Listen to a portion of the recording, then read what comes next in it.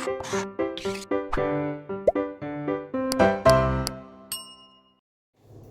बच्चों, मैं दीपक झा आपका केमिस्ट्री एजुकेटर आपका ब्लूप्रिंट डिजिटल में स्वागत करता हूं।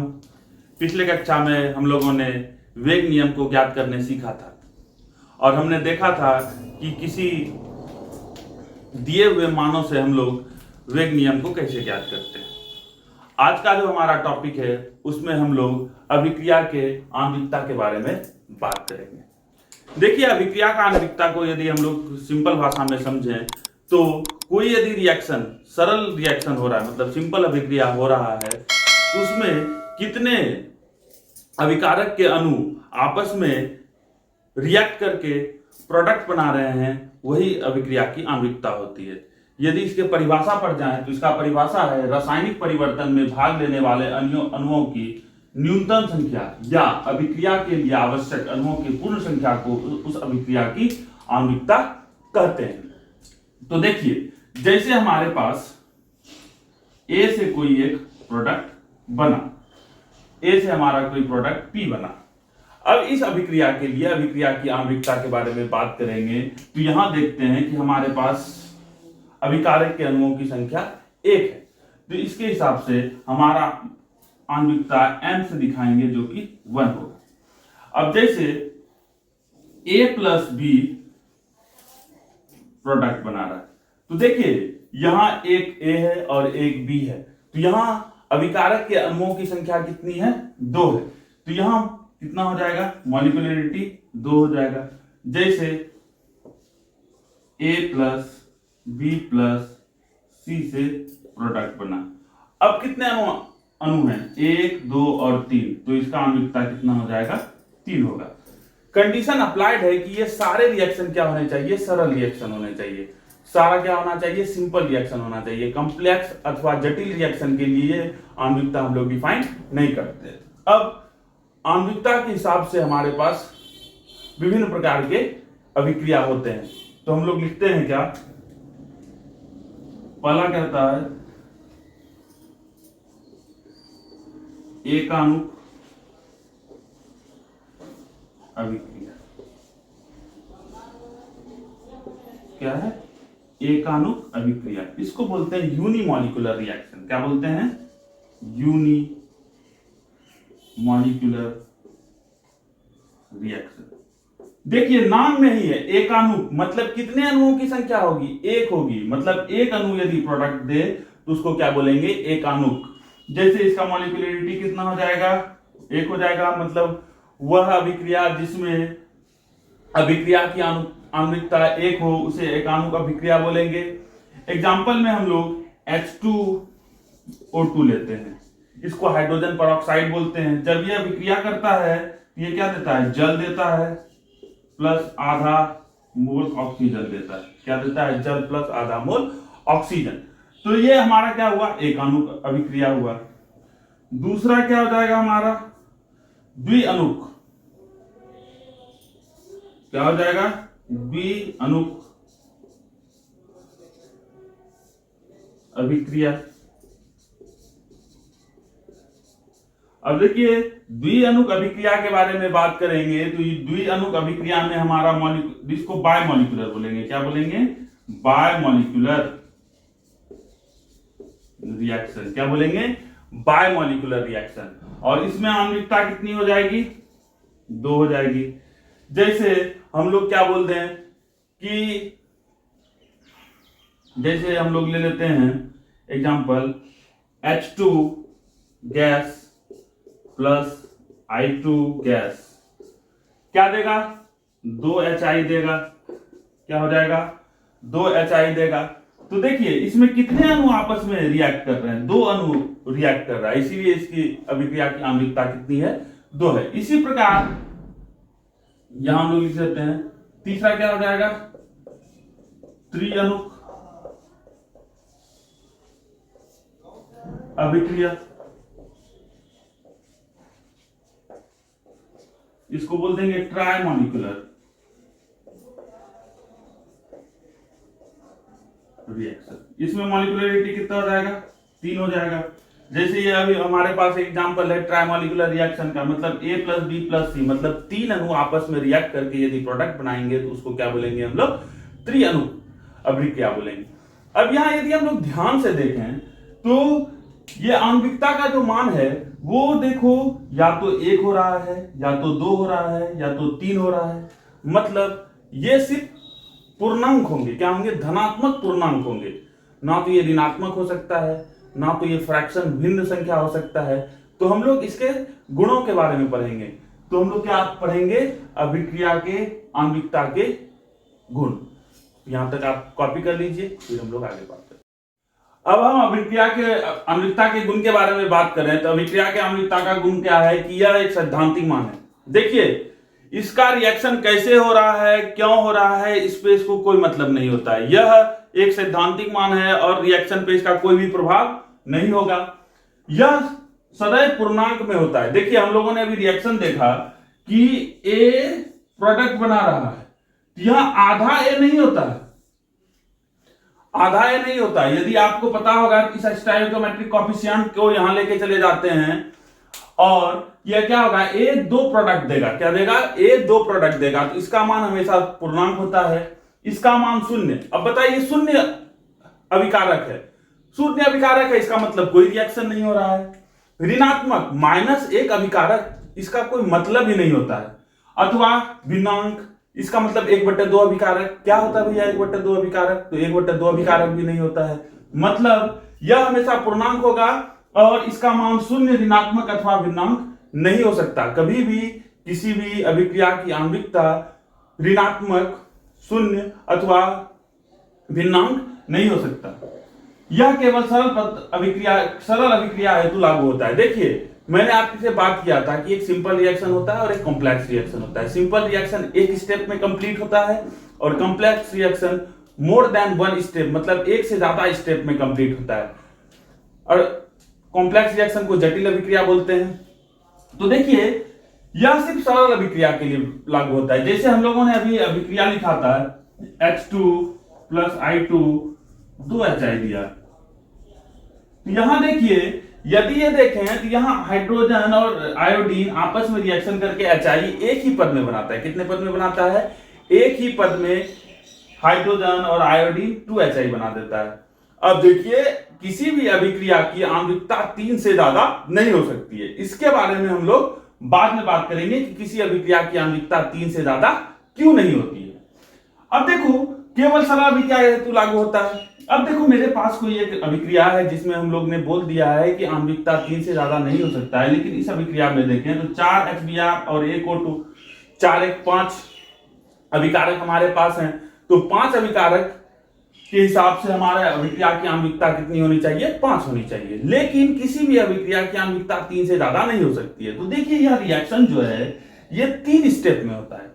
सबसे पहले HBr H2O2 से रिएक्शन करके HOOBr देता है। क्या देता है? HOOBr। अब HOOBr जो है HBr से रिएक्शन करके 2HOBr देता है और यहाँ HBr से रिएक्शन करके Br2 + H2O देता है।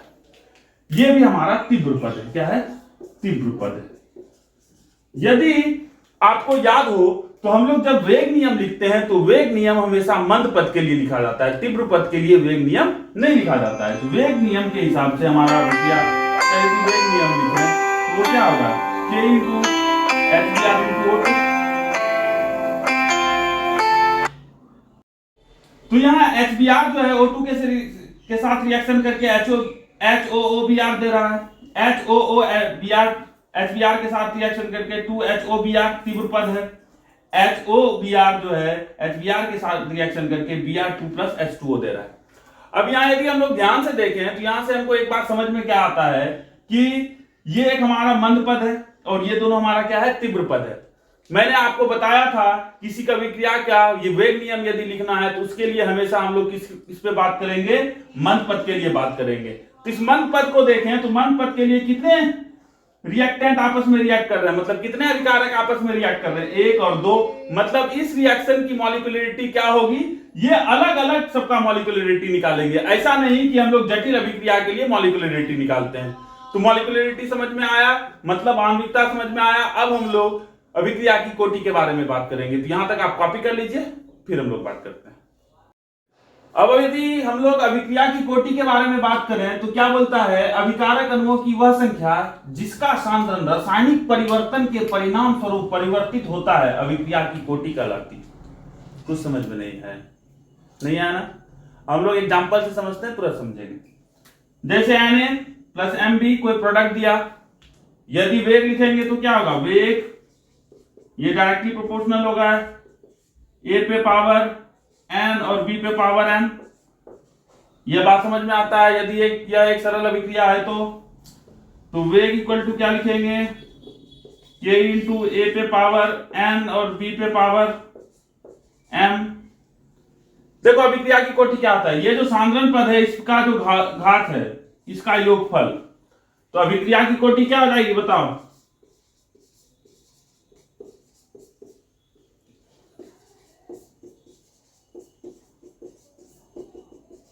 m जोड़ m। इसमें कोई दिक्कत नहीं है। देखो अब परिभाषा पे जाते हैं। अभिक्रिया के वेग निर्धारण में प्रयुक्त हुए अभिकारक पदार्थ के घातों के बीजगणितीय योगफल को अभिक्रिया की कोटि बोलते हैं। वेग नियम लिखे, वेग नियम में जो सांद्रण पद है उसका जो घात है दोनों को जोड़ दो, यही क्या होगा, अभिक्रिया की कोटि।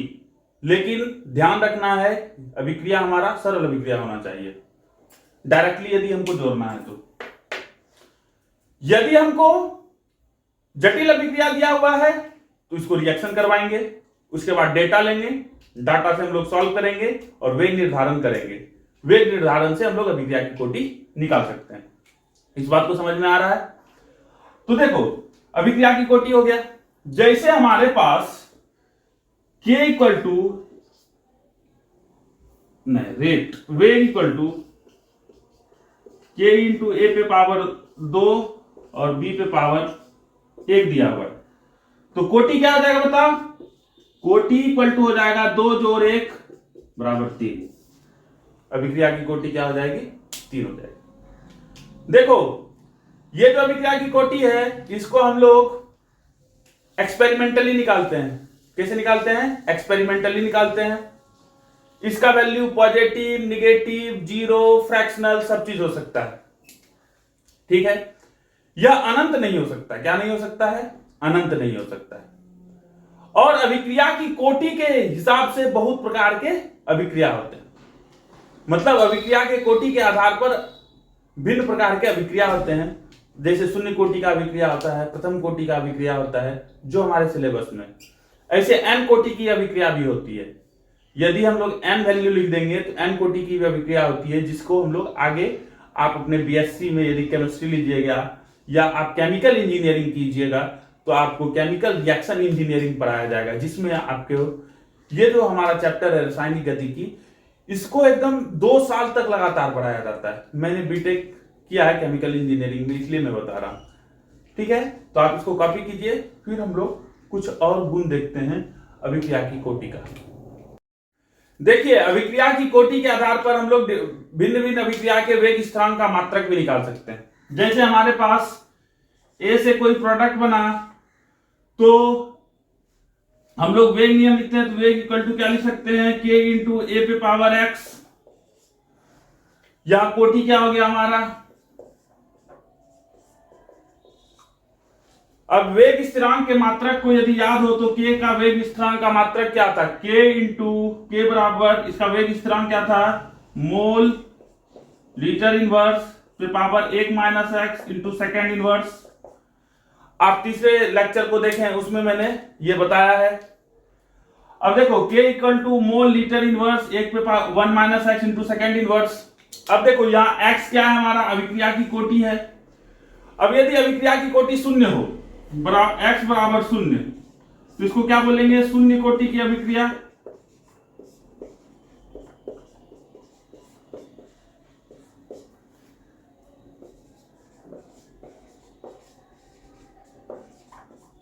क्या बोलेंगे, शून्य कोटि की अभिक्रिया। और शून्य कोटि की अभिक्रिया के लिए देखें तो K क्या हो जाएगा, मोल लीटर इनवर्स पे power 1 minus 0 into second inverse. तो K क्या होगा, मोल लीटर इनवर्स, सेकेंड इनवर्स, इसमें किसी को कोई दिक्कत नहीं है। तो देखो यदि K का मात्रक मोल लीटर इनवर्स सेकेंड इनवर्स कहीं दिख गया आपको, तो हम लोग डायरेक्टली बोल सकते हैं कि अभिक्रिया की कोटि कितनी है, शून्य कोटि का अभिक्रिया। क्या है? शून्य कोटि का अभिक्रिया। क्या बोल देंगे कि वह अभिक्रिया शून्य कोटि का अभिक्रिया। यदि देखो x बराबर यदि 1 हो जाएगा तो इसको क्या बोल देंगे? प्रथम कोटि की अभिक्रिया।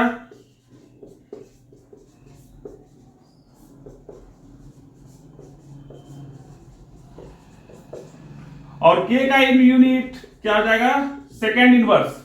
देखो सेकेंड इनवर्स कैसे होगा?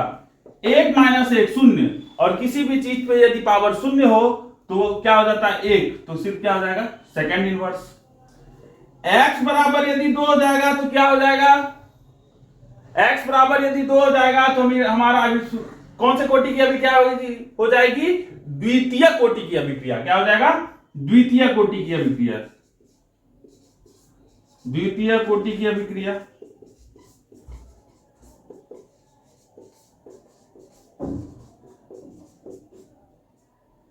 क्या हो जाएगा? द्वितीय कोटि की अभिक्रिया। और इसके लिए K का मान लिखोगे तो वो आ जाएगा mole inverse litre second inverse. इसमें इसका वैल्यू 2 देंगे तो यह -1 आएगा, तो इसमें -1, किसी चीज पे माइनस पे पावर माइनस दे देंगे तो वो नॉर्मल हो जाता है। जैसे x पे पावर -1 पे पावर -1 दे देंगे ना तो x हो जाएगा। काय की ये दोनों कैंसिल आउट हो जाएंगे, रेसिप्रोकल हो जाएंगे। तो देखो mole inverse litre second inverse, मतलब क्या हुआ कि K का मात्रक यदि हमारा mole inverse litre second inverse है तो हम लोग डायरेक्टली बोल सकते हैं कि अभिक्रिया की कोटि कितनी है? 2 है। मतलब द्वितीय कोटि की अभिक्रिया के लिए हमारा K का मान, K का जो हमारा यूनिट होगा mole inverse litre second inverse. मतलब यदि आपको वेग स्थिरांक दिया हुआ है और उसका मात्रक दिया हुआ है तो मात्रक को देखकर हम लोग उस अभिक्रिया की कोटि के बारे में बात कर सकते हैं कि वह अभिक्रिया किस कोटि का है। तो क्या होता है कि बहुत सारे क्वेश्चन में आपको अभिक्रिया की कोटि दी हुई होगी और बहुत सारे क्वेश्चन में आपको वेग स्थिरांक का मात्रक दिया हुआ होगा, और वेग स्थिरांक के मात्रक से हम लोग अभिक्रिया की कोटि को खोज लेंगे। तो ये बात आपको समझ में आता है तो आप इसको कॉपी कर लिए। अब हम लोग बात करेंगे आणविकता और अभिक्रिया की कोटि में अंतर। तो आप इसको कॉपी कर लीजिए, कॉपी कर लिए होंगे। अब यदि हम लोग अभिक्रिया की कोटि तथा अभिक्रिया के आणविकता में अंतर के बारे में बात करें तो ऐसा क्वेश्चन हर बार बोर्ड में पूछा जाता है कि कोटि और आणविकता में अंतर बताएं। तो देखिए कोटि के बारे में क्या है, यह अभिक्रिया के वेग तथा अभिकारकों के सांद्रता में संबंध बताती है। तो हम लोगों ने बात किया अभिक्रिया की कोटि क्या होती है, और आणविकता में क्या है, यह विशिष्ट पद में भाग लेने वाले अणुओं की संख्या है। मतलब कोई भी हमारे पास सिंपल रिएक्शन होगा तो उसमें कितने रिएक्टेंट के मॉलिक्यूल आपस में रिएक्ट करेंगे, वही क्या होता है, हमारा आणविकता होता है। यह एक प्रायोगिक मान है। हम लोगों ने देखा कि अभिक्रिया की कोटि को हम लोग हमेशा प्रयोगात्मक रूप द्वारा निकाल सकते हैं। मतलब प्रयोग करेंगे, उससे जो भी कोटि आएगा वही हम लोग निकालेंगे। और आणविकता के बारे में हम लोगों ने बात किया, यह एक सैद्धांतिक मान है, इसका रिएक्शन से कोई लेना देना नहीं है। हम लोग सिर्फ समझने के लिए ही अभिक्रिया की आणविकता के बारे में बात करते हैं। यह क्या है, सैद्धांतिक मान है। अब कोटि का मान जो है पूर्णांक, शून्य, धनात्मक तथा ऋणात्मक कुछ भी हो सकता है, लेकिन आणविकता सिर्फ पूर्णांक होता है और यह पूर्णांक का वैल्यू 3 से ज्यादा नहीं होना चाहिए। इसका मान 3 से ज्यादा नहीं हो सकता है। 3 से ज्यादा क्यों नहीं हो सकता, इसके बारे में हम लोग बात करेंगे। इसके बारे में खूब ढेर सारी बातें हम लोग करेंगे। अब क्या बोलता है, इसका मान 3 से ज्यादा हो सकता है। देखिए अभिक्रिया की कोटि का वैल्यू जो है 3 से ज्यादा, क्या बहुत ज्यादा, 100, 200, 500, 1000, 10,000 भी हो सकता है। सिर्फ इनफाइनाइट नहीं हो सकता, अनंत नहीं हो सकता है। और ये 3 से ज्यादा नहीं हो सकता है। तो आप इसको कॉपी कर लीजिए। होप आपको ये समझ में आया होगा। अब हम लोग कुछ प्रश्न करेंगे जिसमें हम लोग किसी अभिक्रिया की के कोटि से उसके अभिक्रिया के वेग स्थिरांक का मात्रक को देखेंगे। अब दिए हुए प्रश्न है कि निम्नलिखित अभिक्रियाओं के लिए वेग व्यंजक तथा इसकी अभिक्रिया की कोटि ज्ञात करें। हमारे पास कुछ प्रश्न है जिसमें हमको वेग व्यंजक से इसकी अभिक्रिया की कोटि ज्ञात करना है तथा इसमें एक चीज और कर लेना है कि वेग व्यंजक की इकाई भी निकालनी है। देखो, यदि हम लोग को वेग व्यंजक का इकाई निकालना हो किसी भी अभिक्रिया की कोटि के लिए, कोई भी अभिक्रिया का कुछ भी कोटि हो, तो हमको याद है कि मोल लीटर इनवर्स पे पावर होता है 1 minus x into second inverse. यदि ये हमको याद है तो हम सारे प्रश्न को बना पाएंगे। तो ये बहुत इंपॉर्टेंट है इस प्रश्न को बनाने के लिए। अब हम लोग क्वेश्चन नंबर 1 पे जाते हैं। क्वेश्चन नंबर 1 पे वेग इक्वल टू क्या दिया हुआ है, K into concentration of NO पे पावर 2। मतलब कोटि कितना होगा, जो भी ये पावर होगा वही कोटि होगा, कोटि तो 2 हो गया। अब वेग का व्यंजक, वेग स्थिरांक का व्यंजक निकालना है। तो वेग स्थिरांक का व्यंजक क्या हो जाएगा, मोल लीटर इनवर्स पे power 1 minus 2 into second inverse. अब देखो ये -1 हो जाएगा, क्या हो जाएगा, mole inverse litre second inverse. ये तो पहले के लिए हो गया। अब दूसरे के लिए हमारे पास क्या क्वेश्चन में दिया हुआ है कि वेग बराबर क्या हो गया, K इंटू CH3CHO पे पावर 3/2 है। तो कोटि क्या हो जाएगा, कोटि हो जाएगा 3/2। अभिक्रिया की कोटि क्या हो जाएगा, 3/2। और वेग व्यंजक का यदि मात्रक निकालना हो तो क्या हो जाएगा, मोल लीटर इनवर्स पे power 1 minus 3/2 into second inverse. तो देखो क्या हो जाएगा, K इक्वल टू, यदि इसको हम लोग सॉल्व कर लेंगे तो क्या हो जाएगा,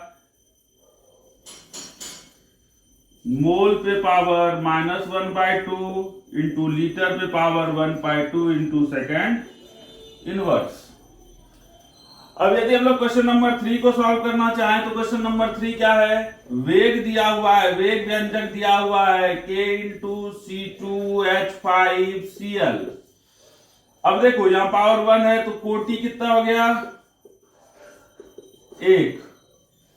अब K का यदि मात्रक निकालेंगे क्या होगा, मोल लीटर इनवर्स पे power 1 minus x into second inverse, second inverse. अब x का वैल्यू कितना लिखना है, 1। तो क्या हो जाएगा, मोल लीटर इनवर्स पे power 1 into 0, 1 minus 1 0 into second inverse. और कुछ भी x पे पावर 0 इक्वल टू 1 होता है। कोई भी चीज पे यदि पावर 0 होगा तो इसका वैल्यू 1 होगा, तो इसका हो गया सेकेंड इनवर्स। तो होप आपको ये समझ में आया होगा। तो इस लेक्चर में हम लोग यहीं तक रखते हैं। अगले लेक्चर में हम लोग डिफरेंशियल रेट इक्वेशन पढ़ेंगे। अलग अलग कोटि के अभिक्रियाओं के लिए शून्य कोटि और प्रथम कोटि जो हमारे सिलेबस में, उसके बारे में हम लोग डिस्कस करेंगे। आप देख रहे थे ब्लूप्रिंट डिजिटल और मैं आपका केमिस्ट्री एजुकेटर दीपक झा। आपका दिन शुभ हो।